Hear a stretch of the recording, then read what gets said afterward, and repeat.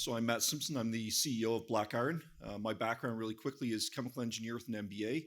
I started my career with Hatch, which is an engineering consulting construction firm. I used to design metallurgical plants. I then built them in Australia for a number of years before joining Rio Tinto, where I worked for about 10 years, all in their iron ore division, with my last role being the general manager of the Iron Ore Company of Canada, where I had about 650 people that report to me, managed about $300 million a year in spend, and always wanted to do something more entrepreneurial. So given that I've designed, constructed, and operated large mines, I founded Black Iron.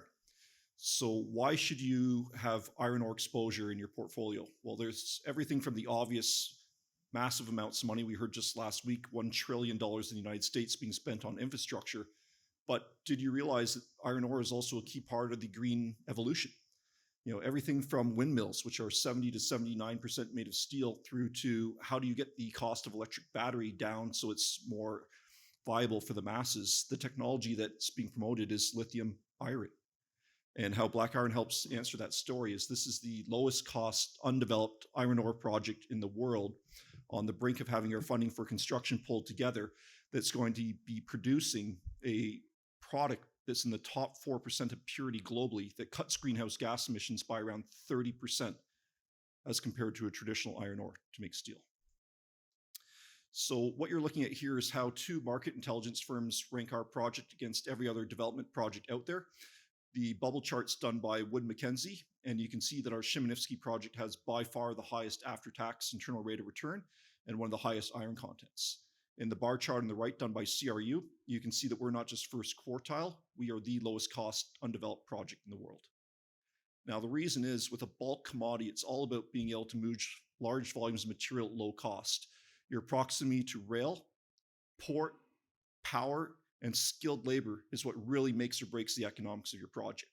So what you'll see through this slide deck, and I'll show you some pictures of what the site actually looks like, is that the government-owned railway with surplus capacity is only 1.2 miles from the ore body.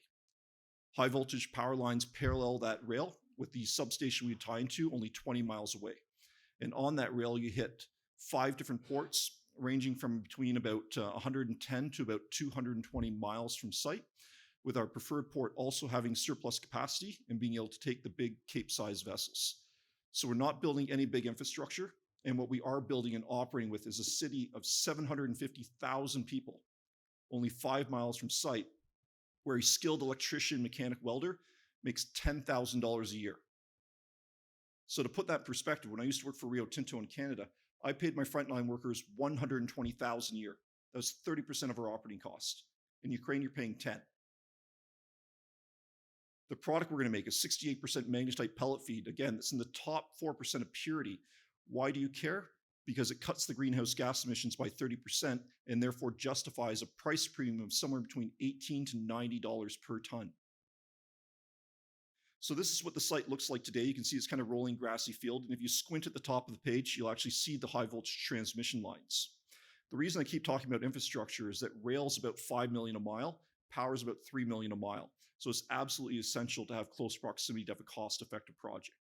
On the right, you're looking at the grade premium for iron ore, and you can see that it shot up quite dramatically in 2017. And what happened then is carbon tax. So carbon taxes are not going away. If anything, they're going to only increase, and our product, again, immediately helps as part of the solution. What's also quite novel is we are just about to finalize a binding offtake agreement with Cargill. And you probably know Cargill from the agricultural sector. What you don't maybe know is that Cargill does about $6 billion a year of metals trading. And what's really novel about the offtake agreement that we have struck with Cargill is that Black Iron will receive 100% of the 65% iron price delivered to China. And we will share a portion of the realized price that Cargill achieves for our 68% product, likely delivered to a much closer port than China. So the reason that's so interesting is that the only way that Cargill makes money is if they spend time marketing this product technically to their customers to help justify why they should pay a higher price. And that higher price is justified based on higher throughput in the steel mill and substantially lower metallurgical coal consumption, lower emissions, lower carbon taxes. How does that benefit our shareholders? Well, of course, because we're sharing in that upside in addition to have the protection on the 65% price. So we're doing a phased build. We'll start with 4 million tons a year. It's going to cost about $450 million to build that, and I'll explain in a second how we'll finance that. Our cost to mine, process, rail, load, and ocean to a vessel are estimated at $33. And we used a very, very conservative long-term price of 62 in our modeling. The actual price today is more like 90. And then we made adjustments for our iron content to come up with a realized price of $97. So we sell it for 97 long-term, make it for 33. If you put that into a cash flow model, it spits off a very, very healthy net present value after tax of about 1.4 billion, about 300 million a year free cash for over 17 years. So that's enough to not only easily service our debt, but it also allows us to self-fund an expansion from 4 to 8 million tons, which will cost an incremental 360 million.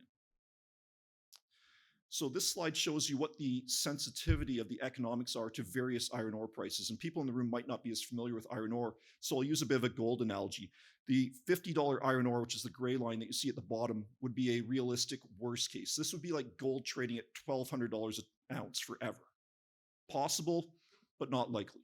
The top line, the yellow line at $90, is the actual price today. Sure, iron ore hit $218 earlier this year, but more than likely, 90 is a little bit lofty, where it's likely going to trade as more in the $60 to $85 range. And the grade premiums that you see around the bottom are typically going to be more like $5 to $9. So kind of that purpley oval is where the most likely economics for this project lie. So very, very healthy economics. But even in a worst case, even if iron ore prices were to crash to $50, we still have well over 30% IRR after tax. The way that we're going to fund this project, I think, is also quite novel. At this point in time, we have soft-circled majority of the funds to construct the project through non-binding term sheets. And what's exciting over the next weeks to months is we're going to move those non-binding term sheets to binding agreements. So right now we've got 260 to 300 million of senior debt. We've announced that we have a $100 million royalty with a family office out of the United States. Cargill is going to put 75 million in. And then we have 3 construction companies, out of which we'll select one for another 65. So right now we have somewhere between 500 and 540 million of interest to construct the project. How this unfolds is that in the next few weeks, we should move to a binding offtake agreement. We're also going to very soon have a binding land transfer agreement. We've negotiated tax concessions with the government that could lob about $40 million off of our construction cost, which will be extremely helpful. Our feasibility study is being completed by Wood right now. There'll be economics released in February, the final report in March. Our environmental impact assessment is being done by ERM. It's been ongoing since April of this year. It'll be done around May. And post the completion of the feasibility study in the EIA, we'll then lock in the debt, we'll lock in the royalty, and ideally start building this mine. So lots of news coming out in the coming months on this project. We are main board TSX, about 300 million shares basic, 376 fully diluted. The best peer to us is Ferrexpo, which is a producing iron ore mine in Ukraine that trades here in the London Stock Exchange. If you look at their enterprise value divided by proven and probable reserves, it's about a 10-time uplift where we are. If you look at Champion, another good peer for us, which is a producing iron ore mine in Canada, it's about a 15-time potential return. So lots of upside as we knock off the key blocks to get this project financed. Very, very experienced team. I've given you my background. Other people like Stefan have constructed mines in the former Soviet Union over his 25-year career, and very, very good mix of people that have both political experience and financing experience on the board. Our project is the one in yellow. We're surrounded by 7 operating iron ore mines within 25 miles. 2 of them are literally next door. You can see ArcelorMittal to the north. You can see Metinvest to the east. The black line that parallels us is the railroad. So everything is right there. We are in central Ukraine, so we're nowhere near where any of the conflict zones occurred in the country. We take our product straight south to Port Yuzhny, which is near Odessa, and then we'll largely sell it into the Middle East. Speaking very quickly about Ukraine, it is a country in transition, but it does better than most people perceive.